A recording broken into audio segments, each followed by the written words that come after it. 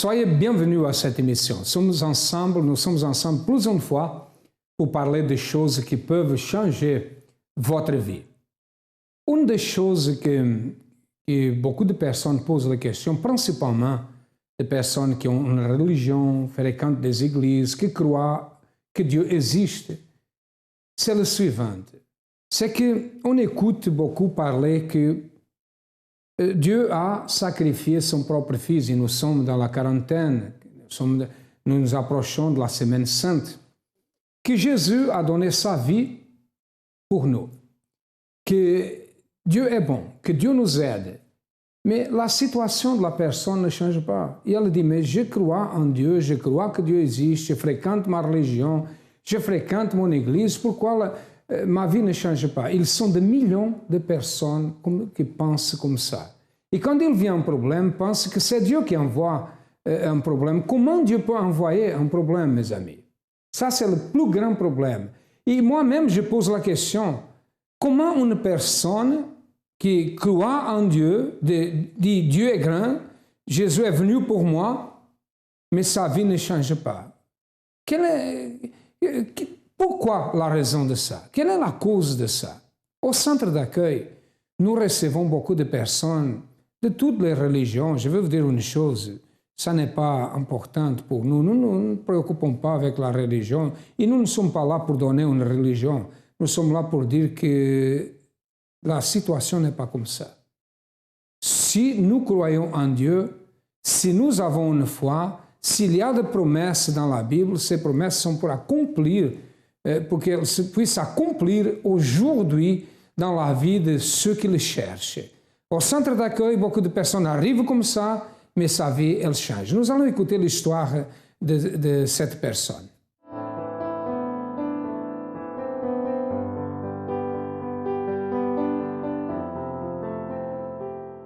Donc, avant d'arriver au centre d'accueil, pendant 8 ans, j'avais une anémie de fer. Donc, une anémie, c'est une carence de fer qui affaiblit. C'est simplement un manque de fer dans le sang. Et du fait de cette anémie, je me sentais toujours faible. C'est-à-dire j'avais des problèmes de tension. J'avais souvent 8 de tension, ce qui est très, très faible quand même. Je ne pouvais pas, en fait, je voulais plus trop faire de sport. Et par rapport à mes études, ça me gênait un petit peu parce que j'habitais pas tout proche de ma fac. Et donc, au niveau des trajets, que ce soit au niveau des devoirs, je sentais que vraiment j'étais très faible en fait. Et par rapport à ça, j'étais un petit peu découragée parce qu'en fait, j'étais dans une autre église. Et je me disais, je suis malade et tout, et je crois en Dieu. Et je ne comprenais pas parce que c'était un problème qui était toujours récurrent. Et donc, qui ne partait pas en fait.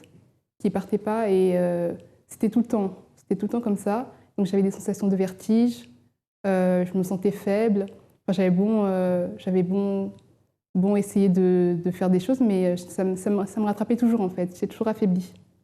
Vu que le médecin savait que j'avais ces problèmes de fer, c'était automatiquement en fait, il me demandait de faire des analyses de sang et de constater mon niveau de fer. Et ensuite, il me prescrivait du fer en fait, tout le temps. Et par des moments où je savais que c'était ça, donc j'allais même pas chez le docteur, j'allais directement à la pharmacie acheter moi-même des médicaments de fer en fait, pour aller mieux. À ce moment-là, j'étais un petit peu découragée parce que je croyais déjà en Dieu et je me disais, je crois en Dieu et je suis toujours malade et j'ai bon prier et je ne vois pas vraiment le changement. Donc ça me révoltait quand même en fait parce que je me dis, j'avais envie de faire plus en fait, même par rapport à mes études et tout, mais j'étais constamment affaiblie. Mais je luttais pour faire les choses, mais ça me rattrapait toujours.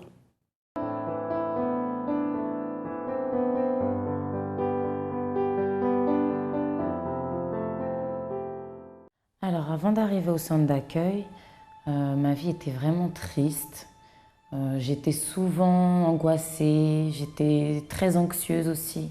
Je faisais de l'eczéma, du psoriasis à cause de l'anxiété, c'est-à-dire que j'avais des démangeaisons sur le corps, j'avais des migraines, beaucoup de migraines.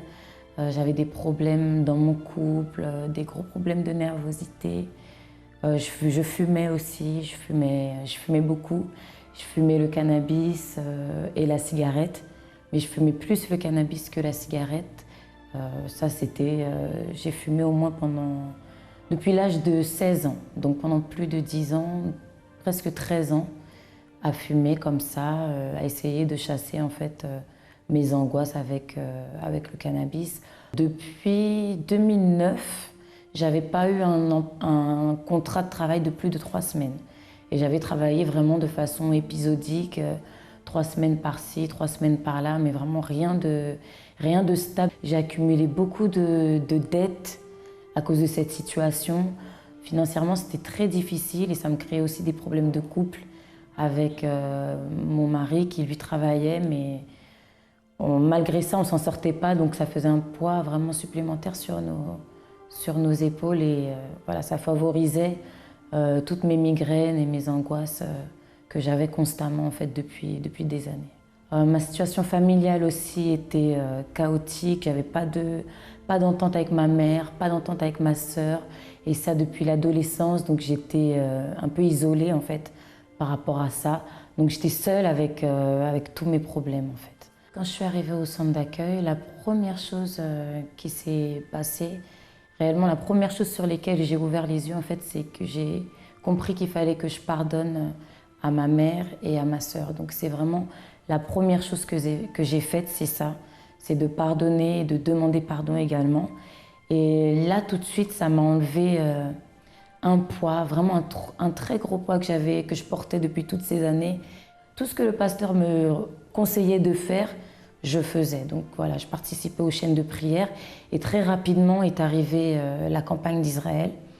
Donc la campagne d'Israël, je l'ai vue vraiment comme une opportunité d'enfin accéder à une nouvelle vie en fait. Ce que j'attendais de cette campagne, c'est qu'il y ait un véritable changement d'identité, que mon nom ne soit plus associé à la drogue, à la tristesse, à la colère, au chômage, à la personne qui n'a jamais d'argent. Voilà, je voulais plus que mon nom soit associé à toutes ces choses négatives. Je voulais que mon nom soit associé à des choses positives. Et c'est dans cet esprit-là que je me suis lancée dans la campagne. En fait, et voilà, j'attendais vraiment une transformation. J'étais prête à tout faire pour avoir ce véritable changement. Et petit à petit, j'ai commencé à voir la main de Dieu agir dans ma vie. Ça m'a donné encore plus d'espérance. Et donc, à la suite de ça, voilà, donc la première chose, ça a été la délivrance par rapport au cannabis et à la cigarette. Et ensuite, petit à petit, j'ai commencé à trouver la paix à l'intérieur de moi, commencer à être plus sereine, commencer à être plus libre, en fait, ne plus avoir cette angoisse qui me pesait systématiquement. Voilà, la relation avec ma famille a commencé aussi à se débloquer. Les relations avec ma mère et ma sœur ont changé, puisque du fait que j'avais pardonné, que j'avais demandé pardon, pour moi, c'était devenu fluide. J'avais plus ces appréhensions, ces peurs par rapport à ça. Donc aujourd'hui, tout va bien dans le contexte familial. Donc ça, c'est une victoire aussi que j'ai eue. Également, ma vie professionnelle a changé. Dieu a commencé à ouvrir les portes pour moi, à me donner la vision pour mettre en place des projets. J'ai trouvé un travail, donc j'ai commencé à travailler. Dieu a permis que j'ai un travail qui me permette de m'investir toujours dans ma vie spirituelle, dans mon projet et en même temps de rétablir ma vie financière. Aujourd'hui, je ne saurais même pas comment dire à quel point je suis heureuse. J'ai la paix, Dieu m'a donné son esprit. Donc je me sens forte, je me sens vainqueur dans toute chose que j'entreprends. Et voilà, je sais qu'il est avec moi. C'est ce qui me rend heureuse aujourd'hui. Gilberte était une personne malade. Elle avait un ami, une personne très malade. Elle se sentait affaiblir, découragée. Et une chose qu'elle a parlé, nous avons commencé l'émission. Elle croyait en Dieu, elle fréquentait une église, elle fréquentait une religion, mais elle continuait malade. Elle priait Dieu, mais rien ne se passait. Pourquoi, mes amis? Parce que la foi doit être pratiquée. La foi sans œuvre, elle est morte. Écoutez.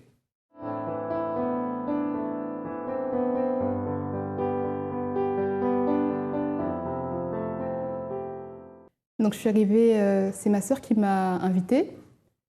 Il faut savoir que ça faisait des années qu'elle m'invitait et que je ne voulais pas venir parce qu'elle me parlait des propos qu'on faisait à l'église, des campagnes d'Israël, Et moi, vraiment, je ne comprenais pas ce que c'était la campagne d'Israël et je trouvais ça un peu étrange.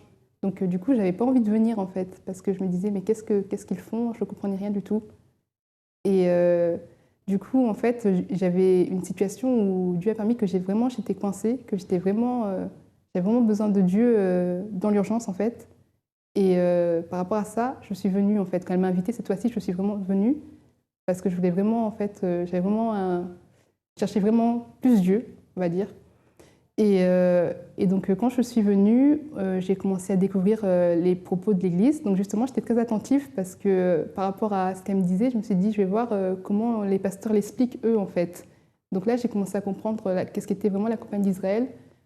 Pour moi, en fait, c'est plus ce qui a attiré mon attention, c'est que c'était vraiment tout ou rien. Donc, c'était vraiment tout ou rien. Donc, ça passe ou ça casse, en fait. C'était vraiment notre tout pour le tout de Dieu. Et donc, je me suis dit, je ne vais pas vraiment chercher trop raisonner, je vais vraiment faire et voir par moi-même, en fait, le résultat. Parce que j'avais lu déjà avant des semeurs et je voyais ce que ça faisait dans la vie des personnes. Je ne comprenais pas, mais je me disais, mais c'est quand même étrange parce que les grands résultats qu'on peut voir, en fait. Et je voulais vraiment dire, voilà, je vais l'expérimenter dans ma propre vie, en fait. Parce que je ne peux pas m'arrêter qu'aux autres, je veux avoir ma propre expérience avec Dieu. Et donc, quand la campagne d'Israël est venue, le pasteur on parlait de cette campagne d'Israël, je me suis dit, je vais le faire, mais j'avais un autre objectif. Et avant cette campagne d'Israël, justement, je suis tombée malade encore. Et là, j'étais déjà dans l'église. Et je me suis dit, non, là, cette fois-ci, je vais saisir cette opportunité pour vraiment changer ma vie, en fait, par rapport à ma santé, parce que je peux pas avancer dans la vie si je suis toujours malade, c'est pas possible. Donc, je me suis dit, ça, c'est plus urgent et je vais le faire par rapport à ça. Et donc, je me suis dit, je me suis lancée, en fait.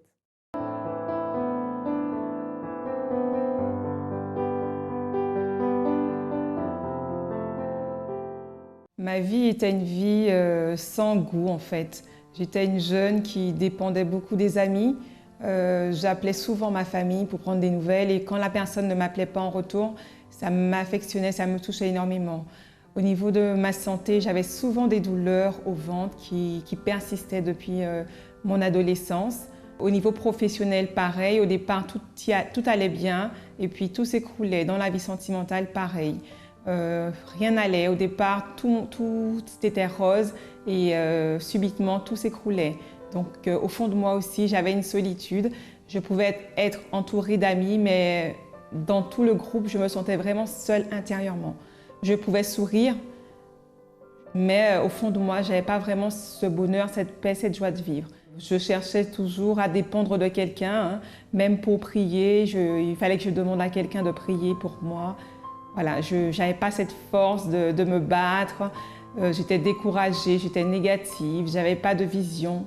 Je ne savais pas vraiment quoi faire de ma vie. Je touchais à beaucoup de choses dans les domaines professionnels, mais je n'arrivais pas vraiment à savoir ce que je voulais faire. Je n'avais pas de projet professionnel, ni projet familiaux, rien. J'étais là sans être là, quoi. Pourtant, j'avais tout hein, pour être heureuse. Une grande famille, un travail, une voiture. Mais il me manquait beaucoup de choses à l'intérieur de moi. J'ai connu le centre d'accueil. J'étais partie en vacances en Guadeloupe, hein, chez moi. Et je passais devant l'église. Nous étions en voiture. La personne avec qui j'étais me disait que l'église n'était pas bonne. Vu que je cherchais déjà Dieu dans ma vie, je me suis lancée, j'ai été curieuse de connaître cette église qui était censée pas être bonne. Je suis rentrée, j'ai écouté, pour moi tout était nouveau. J'ai commencé à faire des chaînes de prière, des choses que je ne connaissais pas. J'ai appris à jeûner, j'ai appris à connaître Dieu parce que pour moi je connaissais et lorsqu'il m'arrivait des choses négatives, je pensais que c'était Dieu qui me punissait. Non, j'ai vraiment appris à connaître Dieu. J'avais cette soif d'avancer, cette soif de, voilà, que par rapport aux témoignages que j'entendais aussi, de m'en sortir. Sachant que moi, j'étais dans ce besoin de connaître Dieu et de l'avoir dans ma vie, je savais que si je ne m'accrochais pas à Dieu, je n'aurais rien eu de positif. Et je voulais vraiment changer ce cap, cette période de ma vie. Aujourd'hui, à travers les chaînes de prière, de la guérison, je n'ai plus les problèmes de santé qui persistaient, qui ont duré durant plus de 5 ans. Quand j'ai été faire mes radios pour voir si les kystes et les fibromes avaient grossi, le radiologue me demandait qu'est-ce que je venais faire. parce qu'elle ne trouvait plus aucune anomalie. Je n'ai plus de fibrome, je n'ai plus cette solitude en moi, je n'ai plus cette tristesse, j'ai cette joie de vivre, j'ai cette espérance que Dieu est toujours avec moi. Je positive, je me donne des objectifs. Grâce à Dieu, j'ai pu aussi conquérir, avoir le travail que je voulais à travers les chaînes de prière pour la vie professionnelle. J'ai choisi mon poste et aujourd'hui, je travaille dans le poste que j'ai demandé à Dieu et qu'il m'a donné. Dieu me donne ce pouvoir de me battre, de me relever, même quand il y a des difficultés. Je m'accroche à Dieu, je m'accroche à lui parce que je sais que sans Dieu, on ne peut pas. On pense qu'on y arrive, mais on n'a pas cette force, ce pouvoir d'avancer, d'avoir tout ce qu'il nous faut. C'est seulement Dieu qui peut combler, c'est seulement Dieu qui nous donne parce que c'est lui Dieu en fait. Rien ni personne n'est comme lui. Alors aujourd'hui, voilà, je m'accroche à Dieu parce que c'est l'unique source, l'unique espoir pour réussir, pour tous ceux qui veulent persévérer dans le bon chemin. Nous allons savoir d'ici à quelques moments qu'est-ce qui s'est passé. Au moment plus difficile de sa vie, elle était malade. Et elle a cherché, trouvé le centre d'accueil. Elle a connu le centre d'accueil. Avant de savoir les résultats de cette foi, je vous pose une question. Quel est le problème le plus difficile? Vous êtes quelqu'un qui croit que Dieu existe, vous avez une religion. Vous posez aussi la question, pourquoi ces choses se passent dans ma vie? Qu'est-ce que je fais de mal pour que Dieu fasse ça? Je fais du bien aux autres et rien ne se passe dans ma vie. Je reçois des problèmes, des hostilités, des maladies, des situations difficiles. Pourquoi ça se passe? Mon ami, je vous le dis une chose. C'est la même chose qu'Hubert. Elle est venue au centre d'accueil et elle pensait comme ça. C'était sa question. Mais nous allons savoir qu'est-ce qui s'est passé.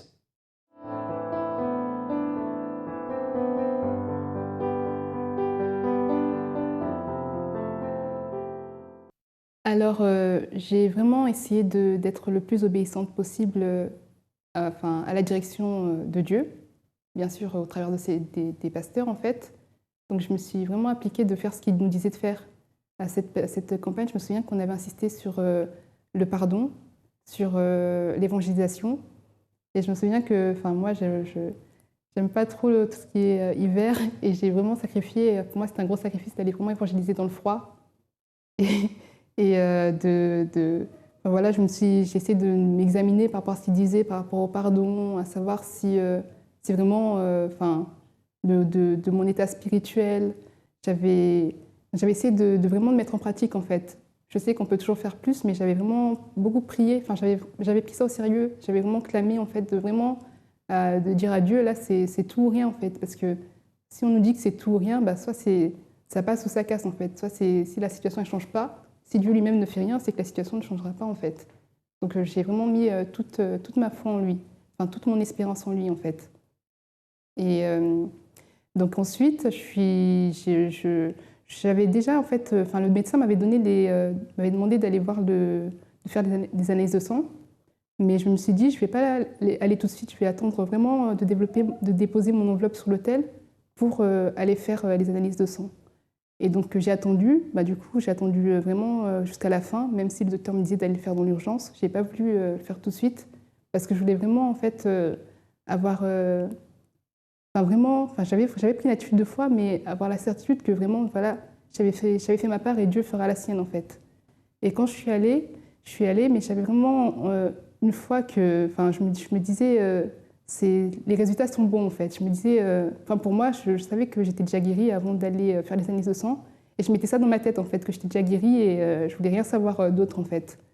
Et donc quand j'ai été voir le laboratoire, j'ai fait mes analyses de sang. Et là en fait, à ma grande surprise, ils m'ont dit qu'il n'y avait plus rien, je n'avais pas de problème de fer. Et sachant que ce n'est pas la première analyse que je fais, j'en ai fait beaucoup. Et c'était toujours les mêmes résultats. Et là, en fait, le résultat était positif. J'avais plus rien. Et donc, vraiment, j'étais très contente, en fait. Et pour moi, on ne peut pas me dire que c'est pas Dieu qui a agi. Moi, je sais que c'est Dieu qui a agi, en fait. Aujourd'hui, ça va.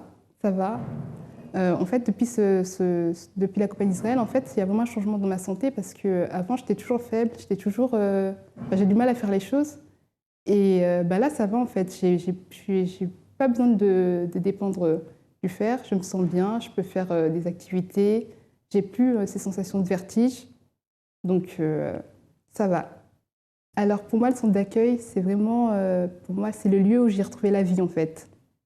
La vie parce que par rapport à ma santé, mais aussi par rapport à ma délivrance, par rapport à tout ce que j'ai appris, que ce soit les messages qu'on nous prêche. Pour moi, c'est vraiment le lieu, c'est ça, pour moi, c'est le lieu d'un nouveau départ, en fait.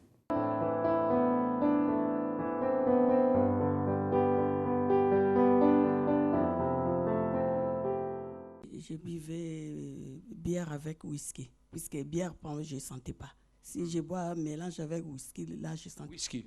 Oui, whisky avec la bière. Même le déjeuner, je ne prenais pas du lait.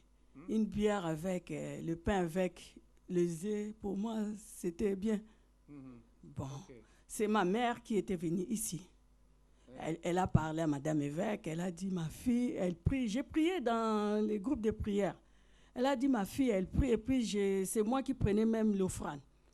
J'étais protocole, mais je buvais. Avant, je viens à l'église, je bois, je brosse, je mets les cacahuètes pour cacher l'odeur. Après, je pars servir. Mon fils, l'aîné, j'ai un garçon de 29 ans. Je l'ai envoyé peut-être à 23 heures de chercher l'alcool pour moi. Ma mère, elle priait. L'autre jour, elle est venue. L'autre jour, elle m'a menée ici. Bon, pour lui faire plaisir, je venais, la prière de 10 heures. Après 14 heures, je pars là, je priais. Je ne venais pas pour moi, mais pour elle. L'autre jour, je suis partie à l'hôpital. Ils ont dit, madame, tu as des palpitations, il faut laisser l'alcool. Sinon, tu vas perdre ta vie. Il y avait une campagne d'Israël à 2001. Décembre pour rentrer à 2001. J'ai jeûné, j'ai prié. Les jours où j'ai déposé, puisqu'on avait fait les campagnes, même pendant le Noël, on était en jeûne. Moi, je comptais des jours jusqu'à les jours où je vais déposer pour boire. Les jours où on a fini, quand je suis venue à la maison, quand j'ai pris l'alcool, j'ai senti mauvais. J'ai vomi depuis là, pasteur, évêque, jusqu'à aujourd'hui. Je ne touche plus l'alcool. Amen. Amen. Avant d'arriver au centre d'accueil, j'étais victime d'un esprit de malédiction dans ma vie sentimentale. Et ça m'a contaminé ma vie spirituelle et ma vie financière.